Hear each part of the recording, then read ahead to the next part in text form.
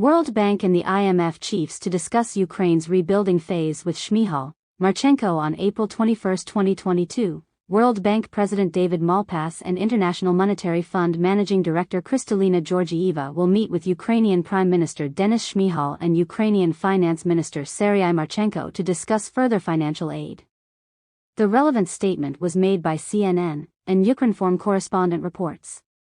"We're going to have an important meeting on Thursday, where we'll talk with Ukraine's Prime Minister and the Finance Minister. Some of the countries that are supporting Ukraine will be there, and we hope to both be providing assistance as they try to survive the battles," Malpass said during a panel with Georgieva.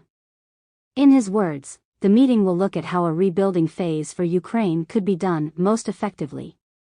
Georgieva said she had spoken to Ukrainian President Volodymyr Zelensky over the weekend about reconstructing Ukraine, but also about keeping the economy functioning whilst the war was still happening.